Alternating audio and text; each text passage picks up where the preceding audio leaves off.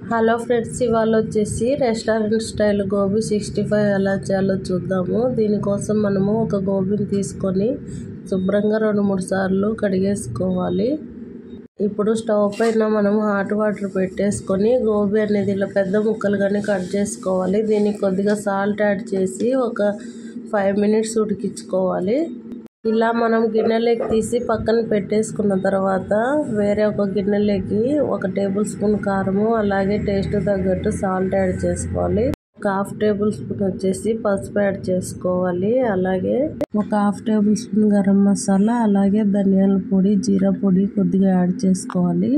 ఇప్పుడు వచ్చేసి మైదా పిండి 1 టేబుల్ స్పూను, కార్న్ ఫ్లోర్ వచ్చేసి 2 టేబుల్ స్పూన్లు యాడ్ చేసుకోవాలి. ఫుడ్ కలర్ వచ్చేసి ఒక చిటికెడు యాడ్ చేసుకోవాలి, ఆరెంజ్ ఫుడ్ కలర్.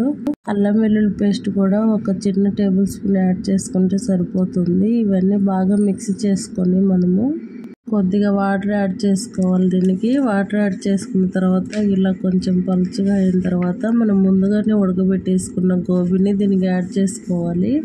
ఇలా అన్నీ కలిపేసుకున్న తర్వాత ముందుగానే డీప్ ఫ్రై కోసం ఆయిల్ పెట్టేసుకోవాలి. ఆయిల్ బాగా హీట్ అయిపోయిన తర్వాత ఇలా ఒక్కొక్కటి వేసుకొని 2 వైపులా బాగా ఫ్రై చేసుకొని తర్వాత టిష్యూ పేపర్లో తీసేసుకోవడమే. ఇది వచ్చేసి పప్పుచారు, సాంబారు, అలాగే రసము ఇలా సైడ్ డిష్కి బాగుండేది ఫ్రెండ్స్. అలాగే ఈవినింగ్ పూట స్నాక్ ఐటమ్గా కూడా తీసుకోవచ్చు. చూడండి, ఇప్పుడు బాగా ఫ్రై అయిపోయాయి కదా. ఇప్పుడు తీసేసుకొని మనం సర్వింగ్ బౌల్లో సర్వ్ చేసుకోవడమే.